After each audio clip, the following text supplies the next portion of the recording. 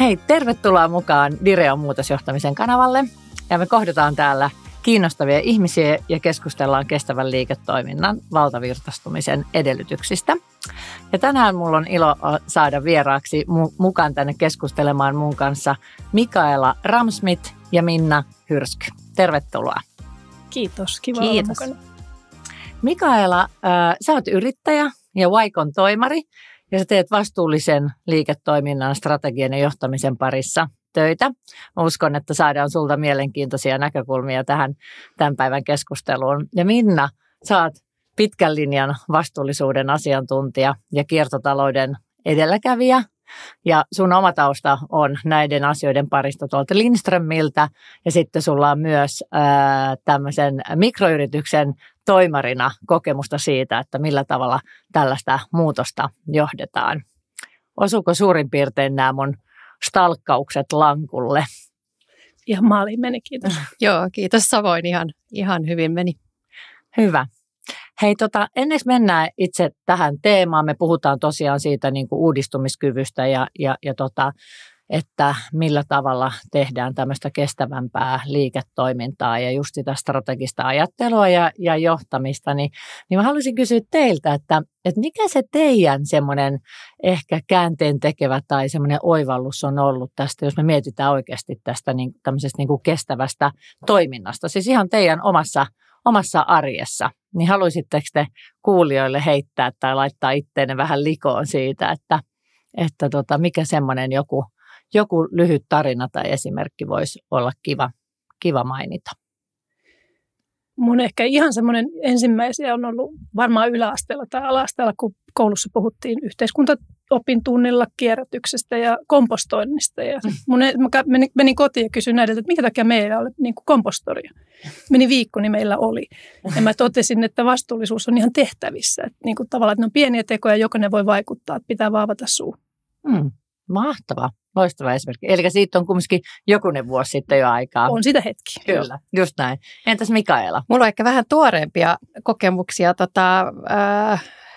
Mä oon pari kertaa elämäni aikana, itse asiassa ensimmäistä kertaa 7 vuotta sitten ja toista kertaa muutama vuosi sitten tehnyt semmoisen niin kuin pysähdyksen omassa elämässäni. Että mä oon niin kuin päättänyt, että nyt pitää tahtia hiljentää oikein reilusti. Ja että on niin kuin hypännyt tavallaan vähän sillä lailla tyhjän päälle pois semmoisesta tavallisesta duunista. Ja se oli silloin, kun mä perustin mun yritykseni 7 vuotta sitten ja sitten palasin yrittäjäksi muutama vuosi sitten.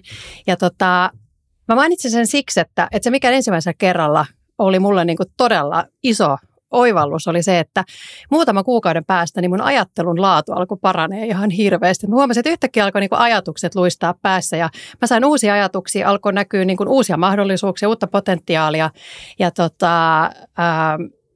avasi paljon uusia ovia. Ja se oli aika pelottavaa maailmassa, jossa meidän niin kuin ihmisen arvo rakentuu siitä, että kuinka paljon sä teet ja kuinka kiire sulla on.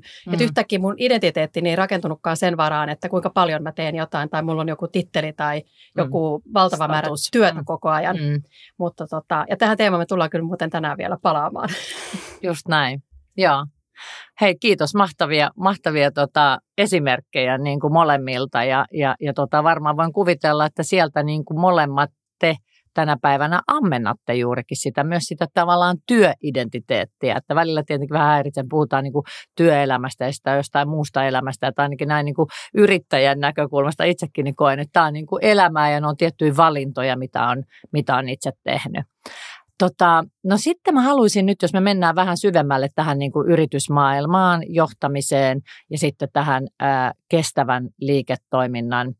Jotenkin tässä ajassa ehkä jopa voisin sanoa, että välillä tuntuu, että tämä on vähän niin kuin hankala teema esimerkiksi niin kuin käydä keskustelua. Niin miten te ajattelette, että mikä, niin kuin, kun me tiedetään, että meillä on niin kuin globaalisti isoja kriisejä ja kaikki varmaan ei ole sellaista johtajaa, joka ei niitä tietäisi tai tunnistaisi. Ja samaan aikaan meillä on niin kuin näiden niin kuin ilmastoon ja luontokatoon ja ihmisten niin kuin eriarvoisuuteen liittyvien kriisien lisäksi niin kuin sota päällä. Niin miten te ajattelette, että mikä tämän oikeasti tämän kestävän liiketoiminnan niin kuin painoarvo ja merkitys on niin kuin nykypäivän liiketoiminnassa? hankala kysymys varmasti, mutta lähdetään nyt tämmöisestä pohdinnasta liikkeelle. Mä voisin ehkä aloittaa siitä, että mulle niin kestävä tai vastuullinen liiketoiminta on itse asiassa sitä, että se liiketoiminta itsessään jollain tavalla vastaa maailman tarpeisiin. Että mulla kyllä se niin kysymys lähtee aina siitä ensimmäisenä liikkeelle. Ja sen sijaan, että niin kuin rakennetaan jotain uusia haluja tai tämmöistä, mitä me ei varsinaisesti tarvita, niin kyllä se siitä niin kuin tarpeellisuudesta, että jollain tavalla on tässä yhteiskunnassa niin kuin tarpeellinen se liiketoiminta, ja sen jälkeen katsotaan, että se tehdään mahdollisimman pienellä vaikka jalanjäljellä, että mun mielestä meidän pitäisi niin kuin siirtyä pois semmoisesta ajattelusta, että ollaan vaan vähän vähemmän pahoja tai tehdään vääriä asioita vähän enemmän oikein ja katsotaan niin kuin sitä liiketoimintaa, että miten se ratkaisee maailman haasteita, miten se vastaa maailman tarpeisiin, ja mä oon huomannut sen, että se on myös erittäin inspiroiva näkökulma, että kun tästä puhuu ihmisten kanssa, niin ne niin kuin syttyy ja innostuu. Sitten kun puhutaan tästä, että me ollaan vaan vähän vähemmän pahoja, niin se on vähän semmoinen lannistava. Ja mä itse kyllä haluaisin niin kuin lähestyä näitä asioita tätä kautta, että mikä se potentiaali on, mikä se mahdollisuus on meidän niin kuin toimia osana sitä ratkaisua sen sijaan, että me ollaan niin kuin osa ongelmaa. Ja tätä me voidaan kaikki tehdä meidän omassa työssä ihan niin kuin roolista riippumatta, kukin toki omien voimavarojensa mukaan, mutta mä lähden niin kuin tätä kautta liikkeelle kyllä. Mitäs ajatuksia, Minna, sulle herää? Mä ajattelen myös sitä, että sillä yrityksellä täytyy olla myös, niin kuin, siis tavallaan yrityksen sisällä pitää olla lupa toimia, eli siellä niin kuin vastuullisuus on otettu jonkunlaiseen rooliin, että se antaa niin kuin myös oikeutuksen sille, että uskalletaan niin kuin ajatella sitä kautta asioita. Että kyllä se sen takia on se aika niin kuin strateginen asia ja tulee sieltä sitten toisaalta niin kuin jo ihan omistajapohjastakin, että minkälainen tahto omistajalla on. No niin, nyt päästään, voidaan nappaa tuosta kiinni, koska just mä sanoisin, että tietyllä lailla varmaan niitä, niin kuin tuossa viittasin, että on, niin kuin kukaan johtaja ei varmasti kiistä ja tunnista niin kuin näitä. Mutta sitten, kun tämä omakin intohimo liittyy siihen strategian toteuttamiseen, niihin meidän toimeenpanokykyihin, sitten kumminkin meidän pitää niin kuin, katsoa asioita lyhyellä tähtäimellä, että se oikeasti me ollaan vastuussa niistä ihmisistä, jotka on töissä siellä meillä ja että se operatiivinen arki pyörii ja toimii. Mutta silti sitten samaan aikaan suunnata sitä katsetta sinne tulevaisuuteen ja tulevaisuuskestävään toimintaan. Niin silloinhan se tarkoittaa sitä, että me tarvitaan, silloinhan mun niin kun jotenkin ajattelumaailmassa mä ajattelen, että me viedään just sitä uudistumiskykyä, rakennetaan sitä muutosta, joka on itse asiassa jatkuvaa. Niin silloin just tämä, Minna, tämä sun heitto tästä, jos me hetken aikaa keskustellaan tästä niin kuin omistajien roolista ja millaisia ajatuksia ja asioita, jos me katsotaan toisaalta, että on niin kuin toivotaan, että olisi omistajilla enemmän tätä tahtotilaa ja strategista niin kuin linjausta, suuntausta siihen, että tämä on se meidän niin kuin mantra, mitä me hoemme, ja sitten toisaalta tiedostaen, että se realismi ei kummiskaan nyt ihan vielä ole niin vahva. On totta kai loistavia esimerkkejä, ei siitä ole kiinni, mutta jotenkin se valtavirtaistuminen tämän tyyppiseen ajatteluun, niin mitä, haluatko Mikaela esimerkiksi, mitä ajatuksia sulle tulee? Joo, toi mitä Minna sanoi, niin kuin, että tavallaan myös se lupa toimia sisäisesti, mä haluaisin itse asiassa palata siihen, ja se liittyy tosi paljon myös siihen, että minkälaisen niin kuin liikkumavaran omistaja johto, hallitus antaa yritykselle, että kyllä mun esimerkiksi asiakaskunnassa tällä hetkellä ja mun verkostossa mä näen tosi paljon itse asiassa yrityksiä, jotka ehkä just tämän maailmantilanteen takia, niin siellä aletaan vähän vetää niin kuin liinoja kiinni. Et itse asiassa niin kuin rajoitetaan sitä toimintavapautta, kun oikeastaan ehkä just tämmöisessä hetkessä siinä pitäisi niin kuin antaa enemmän mahdollisuuksia toimia, katsoa niin kuin asioita uudesta näkökulmasta, koska silloin siinä käy helposti niin, että sä vaan tarraudut kiinni siihen vanhaan, ja sitä näkyy tällä hetkellä todella paljon. Meidän täytyy nyt pelastaa niin kuin tämä meidän nykyinen tilanne ja saada myyntiä sisään. Samaan aikaan, kun mä ymmärrän sen, se on tosi inhimillistä, että me tämmöisessä tilanteessa mennään vähän käperytään itseemme, niin itse samaan aikaan pitäisi antaa tilaa sille uudelle, koska mä näen siis lukemattoman määrän asioita maailmassa, josta voi rakentaa tosi hienoa liiketoimintaa, ja mä en niin kuin ymmärrä mitään relevantimpaa liiketoimintaa kuin semmoinen, joka tosiaan vastaa vaikka niihin maailman tarpeisiin. Ja jos jaksaa niin kuin pysähtyä, nyt mä tuun tähän pysähtymiseen, jos pystyy niin kuin pysähtymään hetkeksi edes niin kuin katsoa sitä, että mitä tuolla maailmassa tapahtuu, niin mä oon varma, niin kuin, että lähes jokainen yritys löytää myös jotain uutta. Ja sitä pitää vaan uskaltaa lähteä tekemään, ja se vaatii silloin myös sitä toimintavapautta siellä yrityksen sisällä, koska hallitus tai omistaja tai johto ei tee sitä yksin. Ja usein se tulee itse asiassa jopa sieltä muualta yrityksestä, että kun mun omassa työssä mä esimerkiksi katson aina henkilöstötutkimuksia ja niiden niin kuin vastauksia, niin sieltä on alkanut nousea aika paljon siis tämän tyyppistä palautetta, että itse asiassa mitä meidän firma muuten tekee, että millä tavalla me muuten vastataan maailman tarpeisiin, ollaanko me osa ongelmaa vai ollaanko me osa ratkaisua, että sieltä tulee ihan avoimissa vastauksissa, tulee tämmöisiä kysymyksiä, että pitäisikö meidän miettiä, että mitä meidän firma saa itse asiassa maailmassa aikaiseksi. Se on ollut kiinnostava ilmiö, että se tulee sieltä henkilöstön keskuudesta nimenomaan niissä vaikka henkilöstötutkimuksissa. Ja se saattaa jopa nousta myös tietenkin muistakin sidosryhmistä, että se voi tulla niin kuin asiakkailta tai yhteistyökumppaneilta, josta tulee tietynlaisia vaateita tai toivomuksia, että siihen kehittymiseen ja uudistumiskykyyn. Tuleeko sulle, Minna, tuohon? No tuossa on toisaalta se, että jotenkin mä ajattelen, että se niin kuin vaatimuksia tulee monelta eri taholta, mutta sitten, että kuka sitä peliä liidaa, että jos sä vaan vastaat asiakkaiden niin kuin tarpeisiin, niin ehkä sä et ole sitten ihan hirveän syvällä sisimmällä vielä niin kuin aidosti vastuullinen. Että kyllä se tavallaan täytyy olla siellä niin kuin yrityksen DNAssa ja siinä tarkoituksessa, että minkä takia mulla on olemassa. Ja jotenkin ajattelen myös sitä, että joku kannibalisoi sun bisneksen, että ootko se sinä itse vai sitten joku niin kuin uusi innovaatio tai uusi kilpailija. Et senkin takia pitäisi ehkä just olla hereillä siinä, että ei niin kuin liian tiukasti pidä kiinni siitä vanhasta, vaan niin kuin uskaltaa katsoa sitä uudistumista.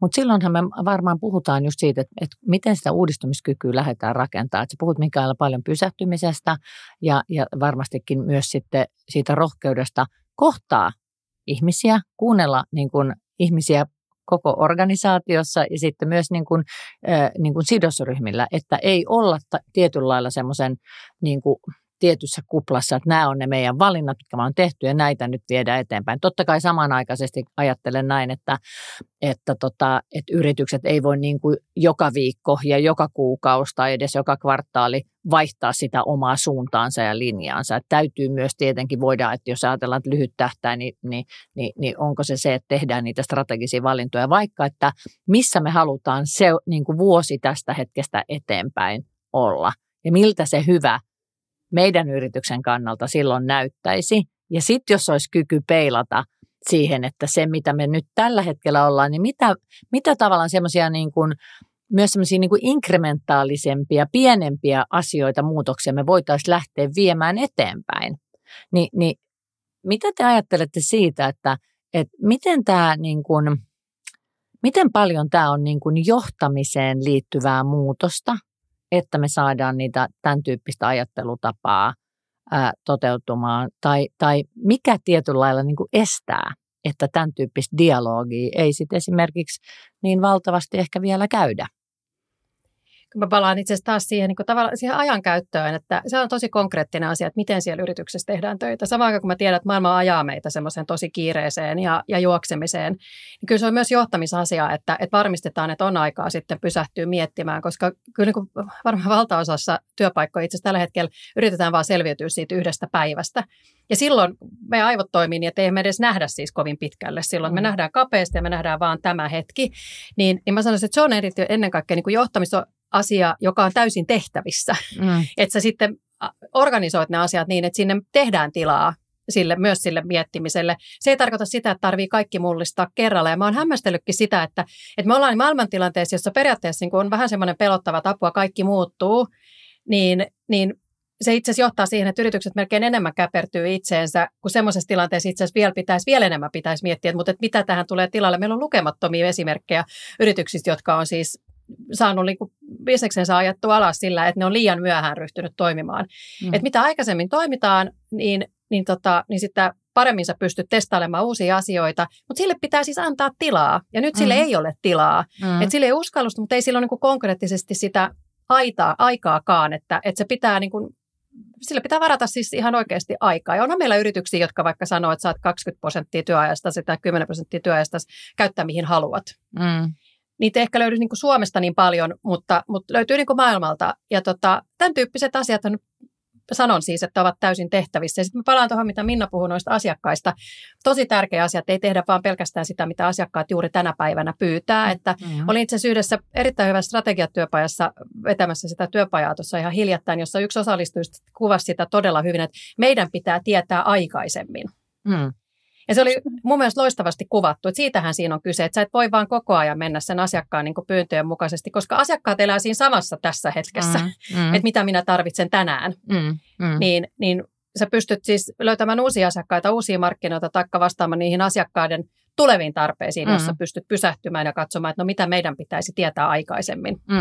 No silloin mä nappaisin tuosta ehkä kiinni vähän, Minna, kohta mä sanoisin sen verran, että mun mielestä toi on tosi mielenkiintoista ja voi kun moni yritys näin toimisikin. Ja mulle toi on taas johtamisen kysymys, koska jos me johdetaan, että mitä me johdetaan, kun me johdetaan vaikka niin kuin asiakassuhteita, me johdetaan totta kai myyntiä, me johdetaan sitten sitä meidän toimituskykyä ja meidän mahdollisesti tuotantoa, palvelutuotantoa tai sitten ikään kuin ihan niin kuin tehtaissa olevaa tuotantoa esimerkiksi. Mutta se, että onko meillä ikään kuin sen tyyppinen kulttuuri, jossa me tunnemme meidän asiakkaat. Että meillä on se semmoinen rinnalla kulkemisen kulttuuri enemmänkin ja että me osataan niin kuin pysyä siinä sen asiakkaan niin kuin,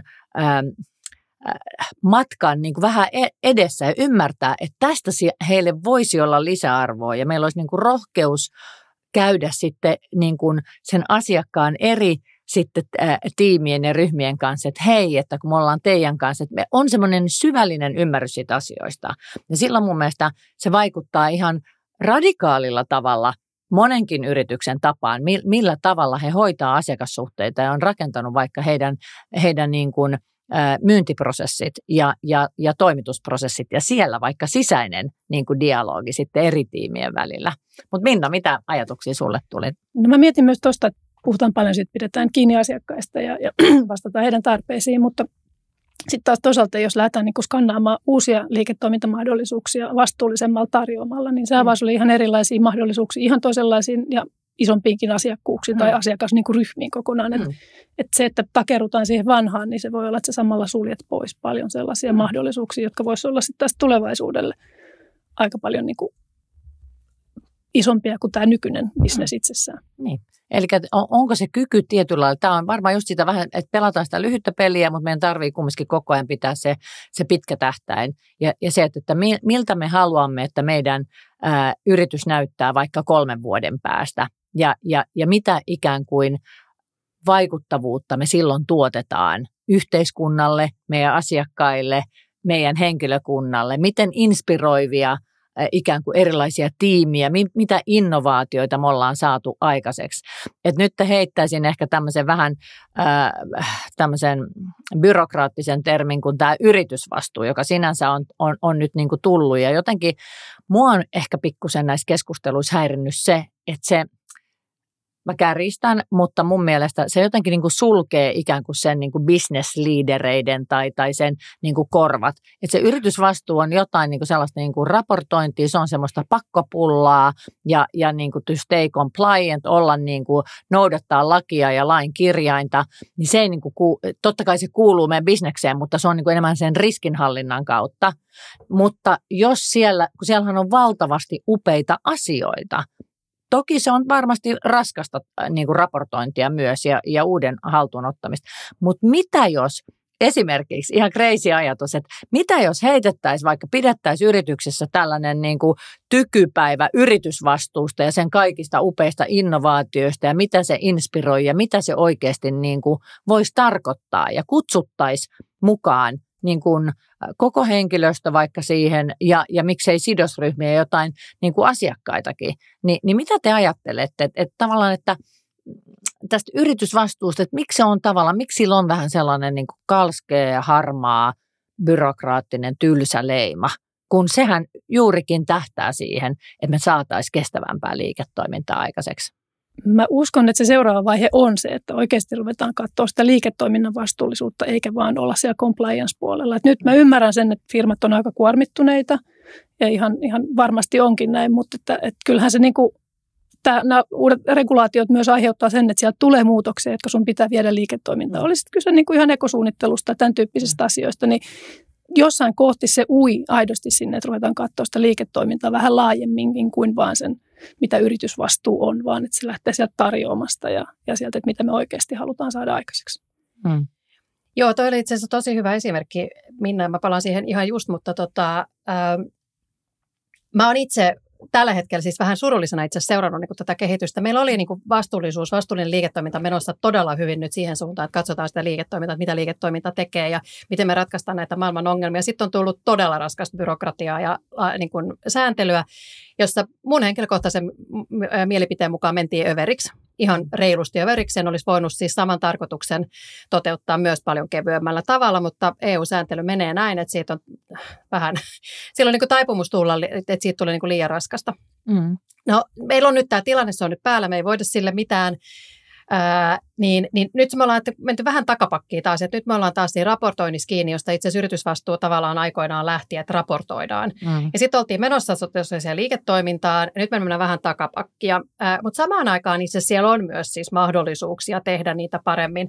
Ja jos jaksaa syventyä ja niin kuin keskittyä siihen, mitä esimerkiksi raportointisääntely todella tällä hetkellä vaatii, niin kuin se ydin, niin siellä on ihan mahdollisuuksia myös kehittää ihan uusia strategioita, jos se tehdään niin kuin riittävän moniulotteisesti, niin sieltä voi tulla uusia oivalluksia.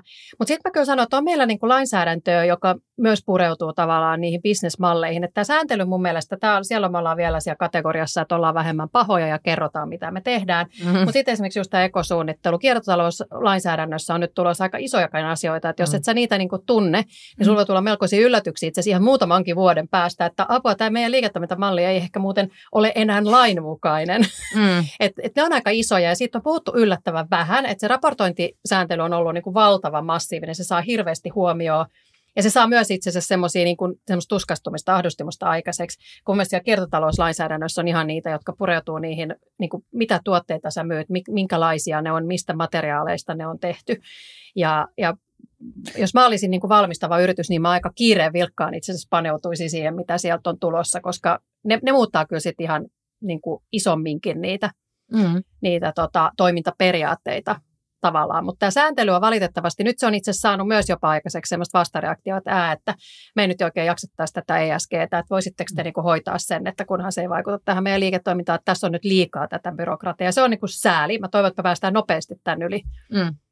Mutta joo, siis toi, mitä sä sanoit siitä vaikka ekosuunnittelusta, niin sehän katsoo sitten jo koko elinkaarta ja sitä kautta tulee tosiaan ihan uudenlaisia liiketoimintamahdollisuuksia. Osa niistä on jo ikään kuin käynnissä pienimuotoisesti, mutta se niin kuin business tulee kasvamaan ihan varmasti. Kaikki korjattavuus, tämän tyyppiset asiat, elinkaaren pidentäminen, niin se avaa ihan valtavia mahdollisuuksia. Mutta just, miten me saataisiin tämän tyyppinen ajattelu sinne strategian ytimeen? Että kun me lähdetään miettimään, niin kuin monellakin käynnistyy uusi strategiakausi nyt ja ruvetaan pohtimaan sitä ja tehdään budjetteja ja niin kuin näin. Niin just tämä pysähtyminen, että me ei vaan niin kuin paineta se sillä tavalla vanhalla johtamisen tavalla, että me pystyttäisiin kriittisesti nousee siihen helikopteriin ja katsoa niin kuin ne tietyt vaikka perusfundamentit meillä, että mitkä on ne vähän KPI-tyyppisesti, tiedätkö, niin kuin linjata sinne tämän kestävän liiketoiminnan kannalta niin kuin ne sellaiset asiat, mitä me halutaan tarkastella, koska sehän on valinta myös niin kuin olla tekemättä niin kuin mitään tai olla tekemättä sitä muutosta.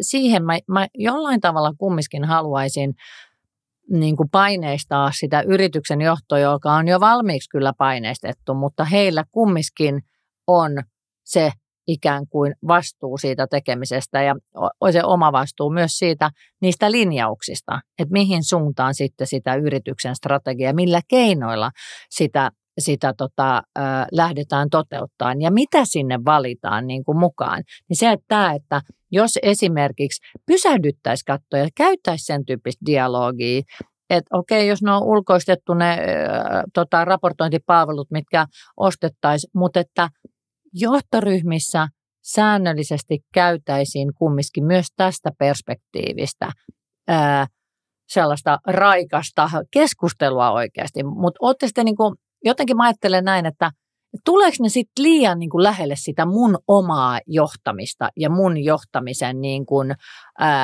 johtamisen tapaa, että millä tavalla tämä yritys nyt toteuttaa sitä parasta mahdollista johtamista, kutsuu porukkaa mukaan näihin keskusteluihin, jakaa toisaalta sitä tietoa, että se on vastavuorosta ja vuorovaikutteista ja asioilla on merkitys, jos tulee joku oivallus, joka nousee vaikka jostain eri tiimeistä. Mitä te tästä ajattelette? Niinpä sanoisin, että itse asiassa tuosta tuli mieleen monta asiaa. Mä en varmaan kaikki edes muista, enkä käytä liikaa aikaa nyt ehkä siihen. Mutta itse asiassa yksi asia, kyllä niin kuin siis sen lisäksi, että se pitää järjestää se aika, että tosiaan pysähdytään, niin itse asiassa yksi asia, jonka mä oon nähnyt, että on tosi usein esteenä sille, että asioita ajateltaisiin uudestaan, niin on itse asiassa tavat mitata, mitä mitataan ja minkälaisia tavoitteita asetetaan. Että vaikka sä sitten kuinka järjestäisit sitä aikaa vaikka sille uuden ajattelulle, niin jos ihmisten vaikka bonukset on kiinni liikevaihdon ja käyttökatteen niin kuin määrästä, niin ei ne silloin tule käyttää sitä aikaa. Koska sitten ne yrittää vaan saada sitä niin kuin lyhyen tähtäimen taloudellista tulosta aikaiseksi, koska niiden bonukset on siitä kiinni. Ja tämähän on siis asia, joka lähtee strategiasta, että mitä tavoitteita asetetaan, miten sä mittaat niin kuin onnistumista.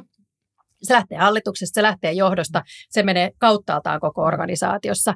Ja itse asiassa toinen, me ollaan monta kertaa nyt mainittu nämä sidosryhmät, niin tämäkin on itse asiassa, tosi monet yritykset tekee erittäin kapeasti niin kuin aitoa yhteistyötä sidosryhmien kanssa, että voi olla jotain asiakaskyselyjä ja henkilöstökyselyjä, tämän tyyppistä, mutta se, että sitäkin voitaisiin tehdä oikeasti toisella tavalla ja otettaisiin ihan uusia tahoja siihen pöydän ympärille nimenomaan keskustelemaan, eikä vaikka pelkkiä kyselyjä, koska sieltä voi tulla aika huikeitakin oivalluksia siitä, mitä itse asiassa asiakkaat ehkä oikeasti vaikka tarvitsee, tai mitä maailma tarvitsee, tai että hei, tuolla onkin uusi asiakasryhmä, joka meitä muuten tarvitsisi, jonka ongelmaa me voitaisiin vaikka ratkaista.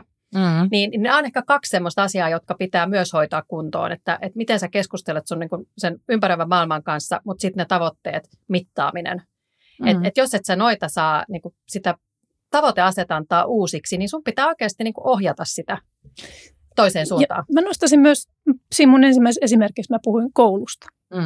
Niin tavallaan ne kaverit, jotka nyt istuu yritysten ylimmässä johdossa, koska ne on käynyt koulunsa, kuinka paljon silloin puhuttiin vastuullisuudesta, oliko silloin edes, puhuttiinko kiertotaloudesta silloin, kun on opiskellut. Tavallaan, että miten me saadaan se tietoisuus myös vietyä sinne, että mitä tässä niin kuin tulevaisuuden business voi olla, koska ne on käyneet niin kuin ikään kuin opintonsa silloin, kun ollaan oltu hyvin perinteisessä. Niin, ja sitten mun mielestä me päästään tosiaan semmoiseen ikävään, mutta toisaalta kiinnostavaan aiheeseen, kuten viherpesu. Että onko se aidosti kestävää, voidaanko me oikeasti lähteä puhumaan siitä, että me ymmärretään, että me ei olla vielä niin kuin läheskään siellä, missä meidän pitäisi, niin millä tavalla me voitaisiin vaikka kuunnella sitten näitä sukupolvia, jotka vielä eivät ole työelämässä, mutta tavallaan kenen niin kuin tulevaisuutta me siellä ikään kuin omalla toiminnallamme joko tuhoamme tai rakennamme ja kestetämme. Niin mitä jos, että me nähdään usein, että on ollut just joku, no ihan jostain tettiharjoittelusta lähtien ja toimarin mukana kulkenut, mutta se on semmoinen niin kuin pieni pintaraapasu tai se, että tehdään säännöllisesti joidenkin yliopistojen tai kanssa yhteistyötä, mutta sitten just se, että se polku sieltä siihen niin kuin niihin strategisiin oivalluksiin ja mitä se on oikeasti niin kuin fundamentaalisesti siellä muuttanut siihen kestävämmän liiketoiminnan niin kuin suuntaan. Et mitä jos me saataisiin kytkettyä, että meillä olisi yhtenä meidän tärkeänä sidosryhmänä nämä tulevaisuuden työelämään tulevat sukupolvet. Ja me oikeasti, mutta sehän pitäisi lähteä sitten just sieltä niin kuin hallituksesta, tai totta kai johtoryhmä varmaan voisi ehdottaa toimarin kautta hallituksille, että hei, me halutaan tällaista. Ja sitten jos sille sanotaan, että no hei, toi on ihan crazy ajatus, että keskityn nyt vaan siihen niin kuin, tekemiseen, niin kuin miten ollaan tähänkin asti tehty, niin silloinhan pitäisi olla sun jotenkin oma valinta, että haluat sä silti ikään kuin viedä sitä ja uskot siihen, vai onko sitten niin, että okei, että meillä oli tämmöinen idea, mutta se ei nyt saanut vaikka hallituksessa riittävästi kannatusta, niin me ei voitu sitä toteuttaa. Niin tavallaan miten tietyllä lailla niin kuin härkäpäisesti, mutta tietyllä lailla rakentavasti sä pystyt perustelemaan tämänkin tyyppisiä niin kuin uudistuksia. Että ketkä on oikeasti ne, ketä meidän pitäisi herkällä korvalla kuunnella, kun me rakennetaan niitä strategioita ja siellä niitä painopisteitä ja niitä mittareita. Tuo viherpesu on itse asiassa tästä näkökulmasta tosi kiinnostava. Se on mun mielestä vaikea käsite myös, koska ensinnäkin sitä on aika vaikea välttää. Toiseksi sitä on hirveän monta eri muotoa, mutta mun oma kokemus on se, että äärimmäisen harva yritys niin kuin tahallaan tekee jotain väärin. Että kyllä ne on sitten vahinkoja, ja itse asiassa ne vahingot niin kun lähtee usein ymmärtämättömyydestä, että katsotaan sitä omaa liiketoimintaa vähän liian kapeasti. Ja sitten siitä tuleekin viherpesu, koska ei ole osattu nähdä sitä monesta eri näkökulmasta. Ja me palataan taas tähän, kun puhuin tästä niin sidosryhmädialogista ja keskustelusta sidosryhmien kanssa, niin jos sä niin laajemmin keskustelet sen sun ympäristön kanssa, otat uusia näkökulmia, vaikka ne nuoret, taikka jotkut muut, niin sit sä saat uusia näkökulmia, jolloin sä ehkä itse asiassa paljastat sen, mikä sitten onkin loppukädessä, niin kuin viime kädessä tulee olemaan viherpesu, jota sä et ole vaan tajunnut, että se on. Sitten on kyllä niin kuin ihan ymmärtämättömyyttä, että vähän liian innokkaasti lähdetään jotain kertomaan, eikä ole niin kuin paneuduttu siihen. Ja toki sitten on ehkä ihan tahallistakin viherpesua, että halutaan niin kuin kaunistella. Mutta viime kädessä mä sanoisin, että viherpesu usein johtuu siitä, että sä et ole osannut katsoa sitä sun toimintaa riittävän monesta näkökulmasta. Ja nyt me palataan taas siihen strategiaan, että sä täytät oikeastaan aika monta erilaista tarvetta sillä, että sä katsot sitä sun ympäröivää niin kuin ympäristöä tosi laajasti, kuuntelet. Siis me palataan muuten tähän pysähtymiseen. Sä et pysty kuuntelemaan, jos et sä pysähdy, vaan sä vaan, niin kuin, jos sä vaan niin kuin menet eteenpäin kuin juna, niin sit sä et myöskään kuule, mitä signaaleja siellä on. Niin sä pystyt niin kuin välttämään viherpesu, mutta sä saat muuten paremman strategiankin ja sä pystyt löytämään uusia liiketoimintamahdollisuuksia, sä pystyt niin kuin rakentamaan parempia palvelujakin nykyisille ja tuleville asiakkaille. Että kyllä se on se kuuntelu, sen ympäristön todella semmoinen ymmärtäminen, outside-in-perspektiivi, joka mun mielestä on tosi harvinaista yrityksissä. Että kun on kiire, niin sä katsot itse sieltä sisältä päin ja silloin sä et muuten näe, mitä maailmassa tapahtuu. Kuinka moni näistä yrityksistä, kenen kanssa sä toimit, niin on ottaneet luonnon yhdeksi sidosryhmäksi? Toki sillä, että kuka sitä sitten edustaa, mutta niin kuin, tavallaan siihen... Tämä on itse asiassa jännää. Sanotaanko näin, että hyvin harvoin se tulisi sieltä yrityksestä itsestään, että ne sanoo, että luonto on meidän yksi sidosryhmä. Mutta sitten kun mä ehdotan sitä, mä sanon, että niin, että mitä jos täällä olisi luonto ja tulevat sukupolvet. Sitten ne pysähtyy äärelle, että ai niin, joo. Ja sitten me ollaan sitten ehkä todettu, että ne on hiljaisia. Niin meidän täytyy jotenkin yrittää sitten niin kuin ajatella, että mitä ne sitten niin kuin meiltä odottaa. Mutta on se aika harvinaista vielä, mutta sitten kun sen laittaa tavallaan siihen pöydälle, niin sitten yleensä niin kuin esimerkiksi johtoryhmät kyllä pysähtyy se äärelle, että joo, totta. Ja se antaa muuten, se tulevat sukupolvet antaa ihan toisenlaisen perspektiivin esimerkiksi ja strategiaa. Ihan varmasti. Ja sitten musta tuntuu, että se on niin kuin se, että se kaatuu valitettavasti usein vähän semmoisen niin kuin idealismin puolelle, koska niin kuin yrityksiä johdetaan vahvasti tietyn talousjärjestelmän mukaisesti. Ja valitettavasti me ollaan aivan liian paljon edelleen kytköksissä tähän lineaaritalouteen. Ja silloin kun me mietitään niitä steppejä eteenpäin sinne kestävän liiketoiminnan rakentamiseen, niin meillä tulee vastaan juuri nämä vastuullisuuskysymykset, ja sen niin kuin, niiden liiketoimintojen mahdollisuudet, joiden kanssa musta tuntuu, että yritykset vielä jonkun verran ja aika paljonkin kompuroi. Ja sitten kun me heitetään sinne luontoon ja regeneratiivista ajattelua ja tämmöistä elävissä systeemeissä toimimista, niin musta tuntuu, että sen toimarin korvat on mennyt jo lukkoon niin kuin aikaa sitten, koska sitten se on ihan sellaista, että hei joo, toi on, niin kuin kuulostaa varmaan ihan, mutta me ei nyt voida tehdä niin kuin hyvän tekeväisyyttä, kun tajut, että meidän on pakko nyt keskittyä hakkaan nämä meidän luvut niin kuin kasaan, että toi ei ole nyt meille, että se varmaan samaan aikaan tulee ehkä tietynlainen ahdistus, mutta just semmoinen, että hei, että nyt tämä on niin kuin too much, että tätä me ei pystytä niin kuin käsittelemään. Ja silti jotenkin meidän pitäisi niin kuin saada se semmoinen niin kuin pieni jyvänen sinne, että tämä on kumminkin se suunta,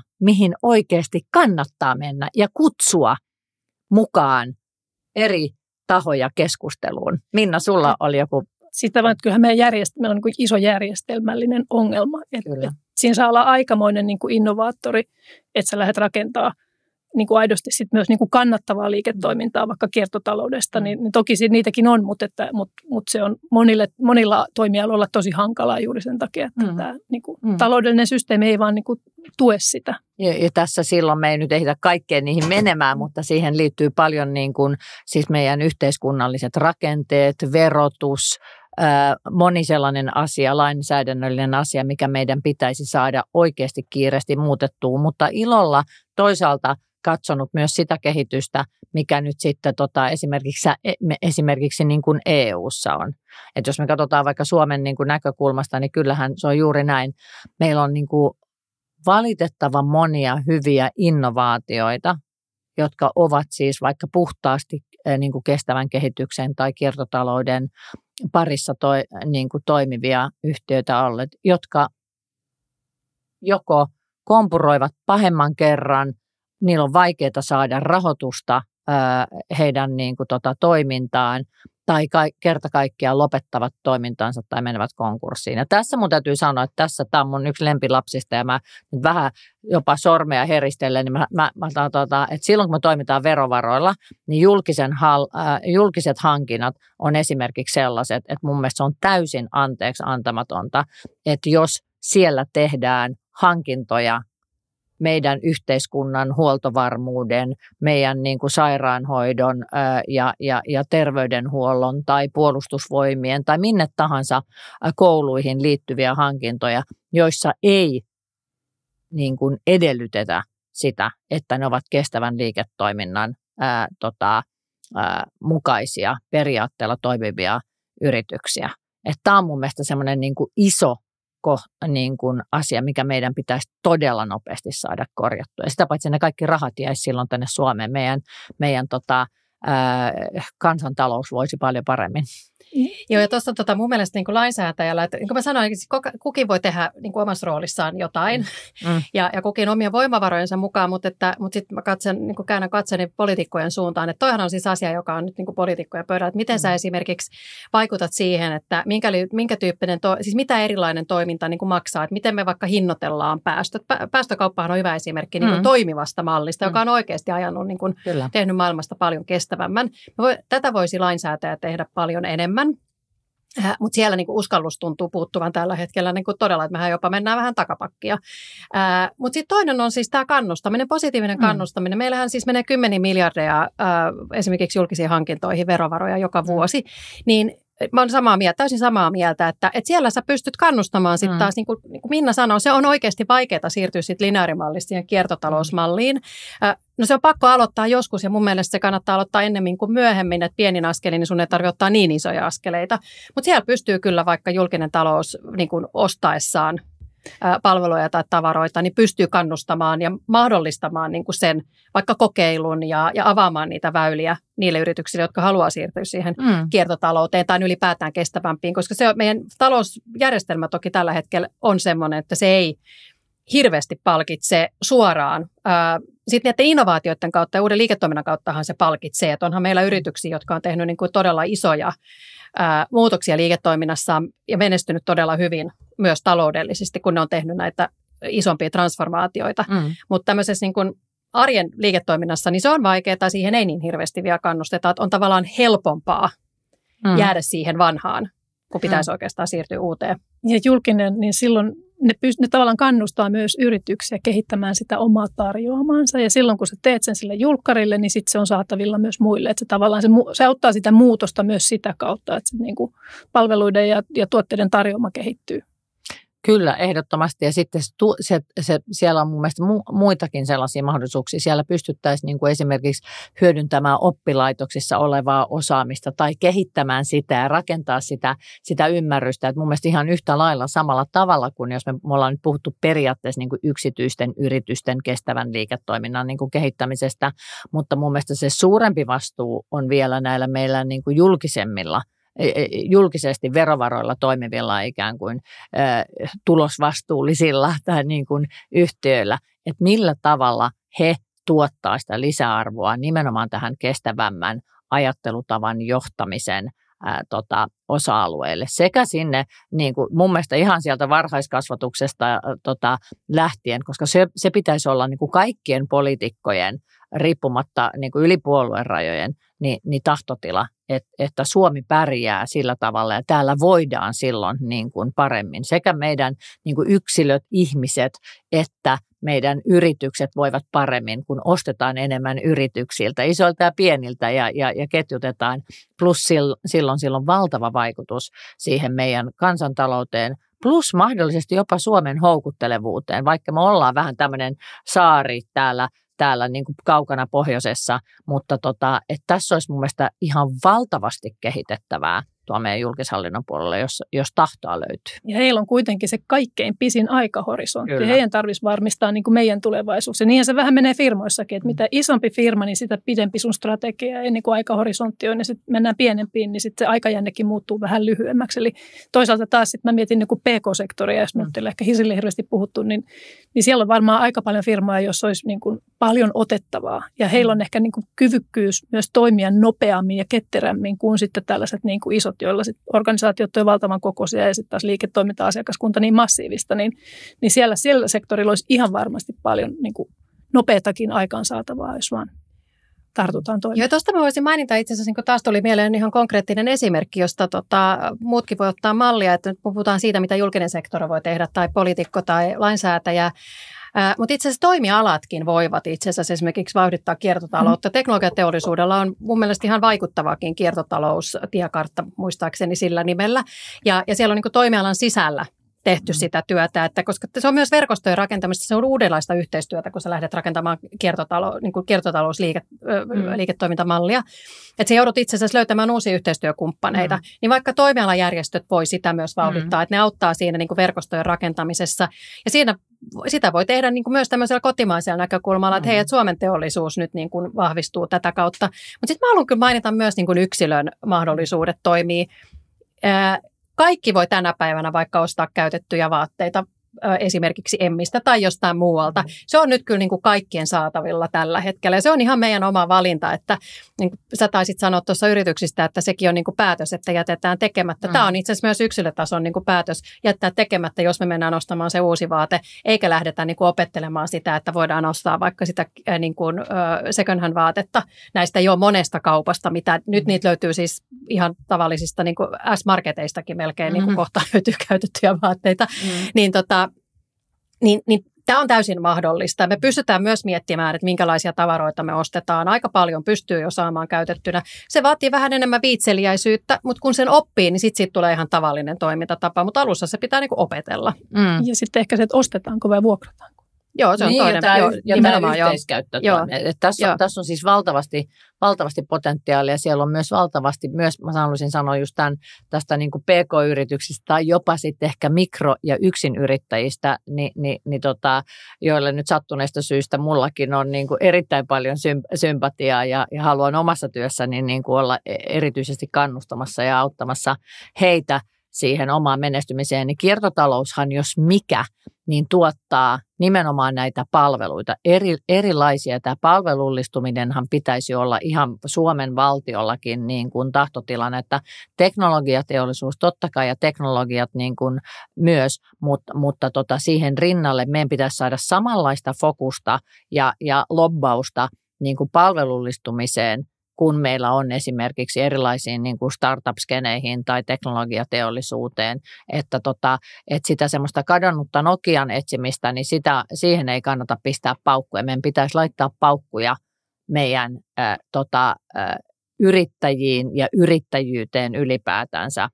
Et Suomessahan on pelkästään alle 10 henkeä työllistäviä mikroyrittäjiä ja yksinyrittäjiä, niin 250 000. Että se on niin kuin se suurin määrä, että mitä jos ne pamahtaa sieltä vaikka työttömiksi tai lopettaa toimintansa, niin millä tavalla sitten ikään kuin sitä hanskataan, että kyllä sitä niin kuin isoa maaperää, vaikka ne ei ole tietenkään yksittäiset liikevaihdollisesti niin suuria, mutta niin kuin tukee ja auttaa, että se elinvoimaisuus ja elinkelpoisuus siellä säilyy ja auttaa niitä pienten ikään kuin vuorten ja merien ja kumpujen yli, jotta ne vaikka löytäisivät, että ruvettaisiin rakentamaan semmoista niin kuin ekosysteemiajattelua niin kuin enemmän, että ei oltaisikaan pelkästään vaan niin kuin vaikka tekkiboksissa itse, vaan että haettaisiin niin kuin yli toimialan rajojen niitä erilaisia yhteistyömalleja. Ja sitten mä sanoisin, että tämä vaatii myös ajattelumallin muutoksia, siis esimerkiksi se, että me ostetaan vaikka kierrätettyjä vaatteita.